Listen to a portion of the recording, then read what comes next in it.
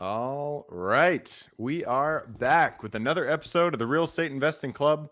I hope you guys are having a great day wherever you are and whatever day it is for you. As always, it is Friday here on the podcast. So we're bringing that good Friday energy to you. And I do have to apologize before we get into it. My 2-year-old daughter has been bringing home the bug that's been passed around recently. And so I'm just getting over a cough. So I'll try to keep the coughs to minimum, but they might sneak out here and there. This should be a good show though, because it's a bit of a different show. We got Galliano Tiramani with us on the show from Boxable. If you guys are not familiar with Boxable, it is a modular housing company. They create those cool videos that you see where the house just kind of pops out of nowhere and Right. is ready to live on. So we'll be going into that today, Galliano. I'm excited to jump into this. Thanks for hopping on. Yeah, thanks for having me. We're over in Las Vegas. We've got a large manufacturing facility, and our goal is to build houses kind of the same way they build automobiles, because in a Tesla factory, they put out one car every 60 seconds. And we think that's totally possible with housing, and really the only way to bring down the cost of housing dramatically. So that's our mission. We're well on our way, and our first product is called the Casita. So it's a little small kind of backyard guest cottage, 360 square feet. It's built with the kitchen, bathroom, bed, couch, plumbing, windows, everything.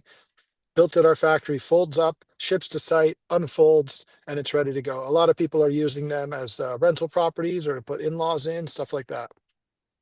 Yeah, yeah, and I mentioned before the show, like we own mobile home parks, and we've looked at your product to put them into our parks, and so I'm familiar I'm familiar with the concept, and I love what you guys are doing. I do agree that housing, you would think that there'd be a more streamlined way to create it versus doing a stick built house with a frame and everything. So Yeah. um, yeah, there's a lot of ways we can take this, and I guess we'll start with why why did you create Boxable in the beginning? Like, what kind of started the idea for you? We just saw a lot of trends and a big opportunity. Of course, there's a lot of action to fix housing on the regulatory side. I just spent, some time in Washington, D.C. lobbying for housing law reform to make it easier to actually build houses. And then, of course, there's a huge shortage. Housing prices are going up and up. It's a big problem for people, especially the average person spending a huge percentage of their income on housing. And by applying these assembly line mass production principles, we believe the price can come down so dramatically that we can just have a huge impact and a huge upside for the company. Yeah. Yeah, and I feel like there is a ton of opportunity there. I'm curious what your take on the size, the maximum size that you can do in that conveyor belt type, the manufacturing style of house, because the boxable houses, they look amazing. You can't fit like a six person family in that house, is my assumption. Do you guys have Well, plans to continue to expand? Is there a limit on how yeah, big they can do in this kind of modular fashion? we can pretty much do anything you need on the residential side because what we're building is a series of room modules in different sizes, like Hmm. let's say 20 by Lego them together, 20, yeah. 20 by 40, 20 by 60. So quite large rooms, which would then be subdivided into bedrooms and things. And then you can take those rooms and stack and connect them to build all kind of stuff. So we can build a house that looks just like the one you live in now. We can build a large multifamily apartment building. We can pretty much do anything. And the trick that we figured out was how do we make it fit on the highway? Because that's really what's Mhm. held factory production back is houses are really big. You can't fit them on the road. So our room modules actually fold up so they can ship at the lowest possible cost. Yeah. Yeah, and that's actually extremely expensive to get things onto the highway. We buy manufactured homes, and we bring them into our parks, and getting the permits, getting them shipped, it can be really, really costly. So I guess let's go into that kind of realm. What is the difference between modular homes, manufactured homes? Now they're doing 3D printed homes. Like, what Yeah. are the practical differences between these three? Well, with the shipping thing, most of the traditional modular or manufactured HUD home guys are shipping the wide load. When you ship the wide load, you have an escort vehicle. So Mhm. that explodes the cost because then you don't just have one truck and driver, you have two drivers. And so they can't ship far from their factory without it being cost prohibitive. Then they have a small factory and they can't do mass production. And then when you're talking mobile homes, manufactured mobile homes versus modular, it's a different code. So What we build is modular, which is regular residential building code that you would see with any house on the block. And then the manufactured HUD mobile homes remain on wheels on a trailer chassis, and those are built to a different code. The problem there is they're limited by zoning. In most places, you can't put them anywhere. You have to put them in a mobile home park. Right. On that note, what kind of pushback do you guys get for boxable? I mean, are there municipalities out there who don't want modular homes in on a single family lot in a mobile home park, or is it generally accepted by most municipalities out there? We get massive regulatory pushback. It's been a huge problem for the company, very damaging. We're fighting our way through it, but we do have markets where we can operate in successfully, very large markets like California or New York. So we have plenty of Oh wow, places that need our I houses and want our houses. I would expect California to be the first one to push back on. I did too, but they've gone so hard to try and fix it that they've passed all these laws, so their system actually works. Some states are totally blocking us and just saying no. And it's a mixture of special interests. They don't want money and jobs going out of states. Some places just don't want new housing. They don't want low income housing. So it's kind of a very nasty thing where they're not looking out for the best interest of the people and they're not respecting people's rights and people's property rights. Yeah, that is it's sad, especially when there's such a need for affordable housing. In most major metros out there, there just isn't enough housing. There's not enough affordable housing, and something like this could definitely help at least start addressing that issue. And if the government is the local government is trying to push back on that, it's just sad to see. Yeah, and we want to be really building cities, massive cities. That's the vision here. And the scale that we need to achieve in order to bring the cost down so dramatically is massive. And it's back to what I said is they put out a car every 60 seconds in a Tesla factory. There is no reason we can't do that with housing. The manufacturing technology, that's the easy part. The regulatory is what's slowing us down. Yeah, makes sense. So let's talk a bit about setup. So I mean, you buy a boxable, you buy a modular house, you bring it to the lot. You can't just move into it like it is. What do you have to do once you get the unit to your property? You would set up some type of foundation or supports, and you would bring utilities up, and then you would drop our unit down, unfold it, and you're pretty much done. You connect it, and it's good to go. We get everything possibly that we can done in the factory where the costs are low. Nice. And so it's already, I mean, you got the piping running through the electrical water lines. They're already piped through I don't know how you do it, but piped through the walls and everything that needs to be there is currently there. You don't have to bring, plumber and electrician in to finish the job. Yeah, pretty much. Really simple, quick install, and that's so important because when you do that stuff on site, the costs just explode. But when you do it in the factory, we can use, trained technicians. We don't have a plumber or an electrician in our factory. We have someone that's trained to do a repeatable job, and it's super efficient. Yeah, makes sense. I've actually been seeing and having people reach out to me about I guess they're called modular homes, but they're built in China and they're like $10,000 for these units. But I look at them and the quality, it just does not seem like the quality is there. How long are these supposed to last? Like a boxable unit, what is the lifetime of those? The boxable units would certainly last as long or longer than a traditional home. The Chinese Hmm, units have a lot of issues because A, the pricing isn't necessarily accurate. That's kind of a bait and switch. You have to add in shipping and other things like that. And then the other issue is they don't have the certifications. So if you try to build one of those, the local government's going to end up saying this is illegal, it's not certified. So it's very, very small market where you can put those Chinese houses down. yeah, makes sense. So you said the boxable units, they last, 20, 40 years. Yeah, we're building them to the residential building code, so really no difference there than a regular house. Wow. That's pretty cool. And what is this is just going to speak to my own ignorance about modular housing, but what is the roof? Is it like your standard shingle roof, or what do you guys make it out of? We have a flat roof that has a TPO membrane on it, but in a lot of Mm, cases, they'll add a different roof on site to make it fit the local aesthetic. that makes So it sense. can be it can be anything, but we're getting Yeah. the bulk of the work done. We're creating these kind of architecturally neutral universal building boxes where the the builder that's deploying it can kind of customize it, add cladding, add a deck, add a roof. Yeah, makes sense. Um, cool. So yeah, let's talk a little bit about costs. I mean, obviously, this is a cost efficient way to get housing onto your property. A lot of people they live in, like for instance, where I live in Tacoma.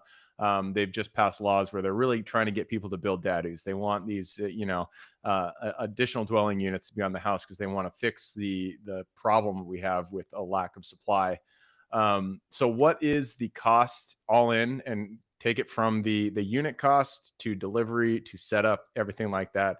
What do people generally, what do you see people spending setting up a boxable unit and then, being ready to live in?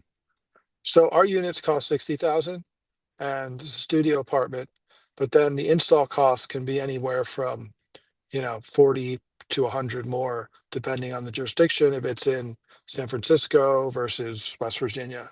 So that part ranges dramatically, but at the end of the day, our product still comes in under the cost of what most others can build at. Yeah, that makes sense. 40 to 60. I expected it to be a lot lower than that. Oh, because you're putting you're requiring like a true foundation, like a concrete poured foundation. Actually, no, it can be peers. It really depends, and over time we'll get better and better at it, and the price will come down. It's still early days for us. Yeah, yeah. Well, I know, and that's one of the reasons why I love what you guys are doing is you're really pioneering this specific type of housing, and it's something that's definitely needed. It allows for flexibility in housing when there is a huge shortage, like a lot of cities have out there today. This can address it in a very quick manner, and so yeah, I love to see what you guys are doing. How does the horizon look for you? You've been at this for a while now. What do you guys see in the next 3 5 years for this I guess we'll say the industry, not specifically boxable, but manufactured housing? Yeah.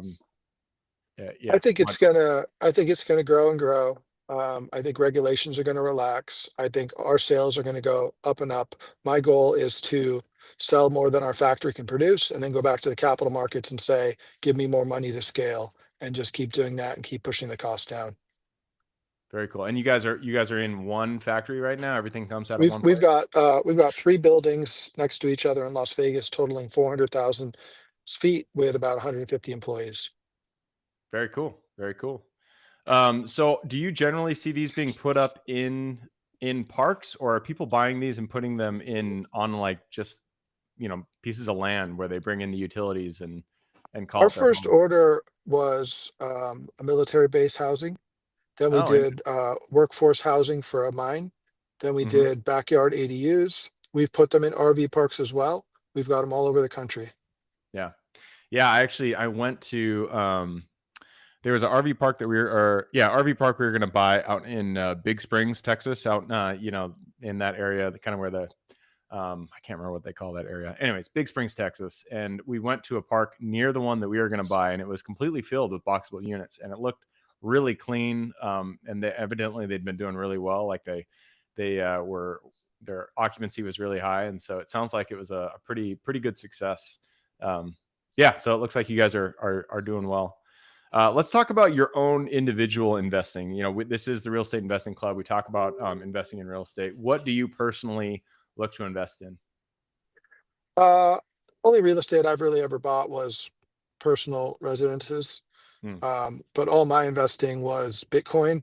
So I got into that in 2013, keep Nice. buying to this day, and it served me well. Yeah, yeah. Bitcoin is a good buy. My cousin and I back in the day when it was, shoot, I don't remember the year, but it was like at the very beginning we started mining Ethereum, and Nice. we did it for Me a too. while, and and then we lost the hash for the account, and I don't know how many Ethereum in there, but we haven't Well, you gone got to back. find that. Right? I bought the Ethereum ICO Oh, nice. day one, and I still have it. Yep. That's great. Yeah. I don't Changed my invest life. in crypto anymore. I did for a bit, and I just I made a bunch of money, but then I lost a bunch of money, and I was like, all right, we're sticking with real estate. We're gonna stick to the thing that we know. All right. It looks like I just lost the picture. Are you still there? Oh, I'm still here. Sorry. You can There see we me now. go. No worries. All right, we are running down the clock. We're nearing the 20-minute mark, so it is time to jump into the quick question round. You ready? Let's go. All right. Starts with education. It could be any form. It could be a mentorship program you've been a part of, a book you've read, a concert, conference you've gone to, anything. I just need two recommendations, one for general life wisdom and then one for real estate. Grok and YouTube pretty much can give you everything you need. Let me learn everything I need to learn to start this business. Nice. I love it. All right. Next question is for your younger self. Let's go back to the Galliano who was just thinking about starting Boxable, hadn't done anything, hadn't even signed a paper yet. Go back to him, look him in the eye, give him one piece of advice moving forward. Honestly, I've fucked up a lot in my life, but it got me here, so I wouldn't change a damn thing. There you go. Just keep moving forward.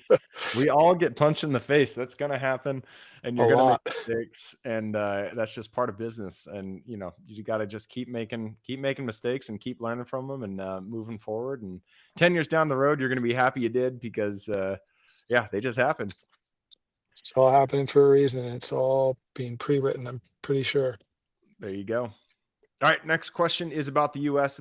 It is a big place. There is a lot of opportunity out there. I'm going to change this question a little bit for you. You're talking specifically about Boxable. So, what metros do you see benefiting the most from modular investing, modular housing? I think LA has a huge need, and they've really opened it up for the backyard ADUs. So you can go there and you can grab a house and you can drop an ADU in the backyard and you can rent it for more than your mortgage payment. And that's a pretty good deal. And that's happening a lot. I think 20% of new construction in California is backyard ADUs now. Wow, that's crazy. Wow, that's really crazy. What is by the way, what's the footprint of this unit, the casita that you mentioned? What is It's just the about 20 by 20. 20 by 20? Okay, cool. Yeah. Yeah, that makes sense. Yeah. And we've got bigger ones too. Like we can stick multiple boxes together. So you can get like a 1,000 square foot house with our product. Yeah, nice. Can you put them on top of each other, Yep, or is it yep, just? we've done it. We've got projects on Instagram where you can see that we stacked them up. Huh, that's cool, man. That's a Yep, cool concept. I mean, you talked about multifamily earlier. yep, Building we've done it. multifamily, nobody's doing it right now because construction costs are just way too high. And Yeah, so, if you can cheaper with throw, us. yeah, throw a bunch of these together, that'd make a big difference. Yep. All right, we're gonna skip that question. Let's talk about lessons learned. Not everything that we get into goes the way we expect it. In fact, pretty much every project is something's gonna go wrong. You're gonna get hit in the face. So, tell us about. Usually, we're talking about specific deals, but just tell us about a moment in the creation of Boxable where something went wrong, and then what was the lesson that you pulled from it? We had a very big order from one of the largest employers, a copper mine in Arizona. We started a project with them. The government came in and shut it down, completely destroyed it, cost us millions of dollars. And to this day, they will not let us operate in the state for no legitimate reason. I've filed suit against them. I'll continue to fight against them until we win because what they're doing is not right. It's not right for their citizens. And it's very unfortunate. And I'm really hoping that the federal government can come in and overhaul some of the outrageous behavior we're seeing. And it's not just for modular. Anyone who's ever tried to build anything has bumped into ridiculous behavior from building departments, et cetera. What I'm really curious about this because we've dealt with ridiculous we own a couple mobile home parks and we're only taking half of the space, and there's an additional acreage over here that we can expand into, and the city needs it. Like they need Yep. this additional units, but they won't let us do it Yep. they come up with stupid reasons. So what are Stupid the reasons. reasons that you are being fed specifically for this copper mine? So Like for what was that project, the copper mine owned the town. They owned the building department, and they said, our building department can approve these buildings. But then the state came in and said, no, because they're factory built, we have to approve them and we're not going to approve them. Oh, interesting. So they're No kind of good using the reason. And you know DMV what else? model, like. I went to their Department of Housing headquarters, and they had a homeless encampment of people living on tents on the front steps of the Department of Housing. But those same people were blocking new housing. It was absolutely disgusting, and they continue to act outrageously towards us. Yeah. Yeah. Well, hopefully I mean, the only thing that hopefully that changes. There's a I don't have the solution. Obviously, you need to get the people in power to change their mind, or maybe just change the people in power. And so, hopefully, one of those two happen eventually, and you guys are having a little bit easier time putting your units out there because they're definitely needed. It'll All come. right. All right, next question. This is a new one that we've been asking, but I like to ask it because AI is a relatively new thing. I'm huge into it. I love implementing it in as many places I can responsibly do so. So, how are you using AI today? If you are, and if you are using it, how are you? What's the best ways that you've seen it implemented in your business? It's dramatically shortcutting my research and education. It's taking what would have been hours and hours of research down to 10 seconds. We're also planning to use it with chatbots, customer service, things in the factory, any area we can. We're jumping all over it because it's just going to accelerate the humanity. Yeah, absolutely. In fact, that is one of the best use cases that I've found for businesses. I've done this for some people, and getting an AI, an LLM powered chatbot where you feed it, you give it a knowledge base, you feed it all the information about your company, and then people can just go and talk to that chatbot, and it will have the answers that you, because it's read everything, all the Yep. documents that you can feed it from your company. It's read them and knows them, and it can have a human conversation with somebody. Right. So yeah, I love that you guys are doing it. And any business out there, if you guys own a business or any real estate out there, you can do this for your business relatively easily. It's not that difficult, and it's a huge Yeah. win for customer service. Sure thing. All right, man, that wraps it up. Actually, it leads us to the last question. This is for the listeners. You've given us a lot to think about, and I'm sure people want to reach out, get in contact with you. This is a two-parter. Where can they find you, and then what can they expect when they reach out? Hit us up anytime. Contact information on the website. Check up our YouTube, Instagram. We post constant content on our updates of what we're working on, and we'll welcome everyone to Vegas to tour our factory. Right on. I will put his links in the show notes. So if you guys want to reach out, all you got to do is click the little more in the description. It'll pull down that full description, and in there you can find the links. All right, man. Thank you. That wraps it up. Yeah. Thank you very much for Appreciate hopping on it. the show. Have a good day, buddy. For everybody who's with us, thank you guys for showing up. You are the reason we do this. So if you guys have any questions, reach out to me, Gabe at therealestateinvestingclub.com.